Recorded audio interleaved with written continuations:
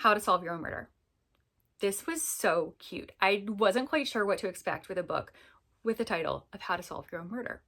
I didn't know how this was going to come out. I did read My Murder by Katie Williams and was really disappointed by it because it had kind of the same premise of someone solving their own murder. And that one really let me down. I needed this one to redeem that whole idea for me, and it 100% did. This was so good.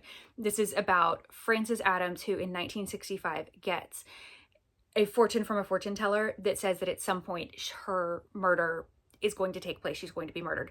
And she spends her entire life just absolutely obsessed with this fortune and completely convinced that she's going to be murdered, and she's trying to solve it. And she drives everybody insane with this obsession. And people kind of just like don't like her because she's so convinced that at some point she is going to be murdered. Well, then her great niece, Annie Adams, is told that she's going to be included in Frances's will and get part of her fortune or something like that. So she goes to meet Frances for the very first time because she's never met her. And when she gets there, what has happened? Frances has been murdered. So now Annie is trying to solve Frances's murder. And we get both points of view, which is really nice. We get Frances's point of view from 1965 through Frances's journals. And then we get Annie in the present day trying to solve Frances's murder. Also in 1965, one of Frances's friends went missing. So that's a separate mystery that's also kind of tying in and trying to be solved at the same time. It was really neat. It was really, really well done. You get kind of all of Frances's investigation into her murder plus Annie's investigation. I loved how this was done.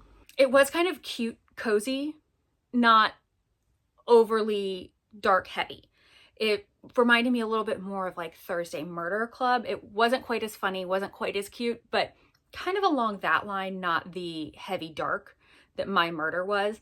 It was exactly what it needed to be. My only slight issues with this book, one, the descriptions were just too much. It got to the point where the description of a person would be so long that I have to go back and look and be like, who were you describing?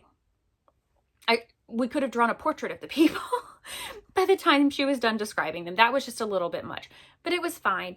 The only other slight issue I had with this book was that as we're reading Frances's journal entries and then listening to Annie, their voices were almost identical. They didn't have enough kind of separate voices, and I wanted a little bit more for them to be different, and that didn't quite happen. Otherwise, it was fantastic. It was a solid 4-star read for me. I really, really enjoyed it. It comes out March 26th. That's next Tuesday. Highly recommend. I also think that this is going to be a series. That is what I'm getting when I look it up on Amazon, is that it's the first book in a series. So that's exciting because I will absolutely read the next book in this series. This was amazing. This was amazing. Thank you so much to the publishers for giving me a copy of this book. I did not receive any compensation. I just got a free copy of the book and I read it, and it was really, really good.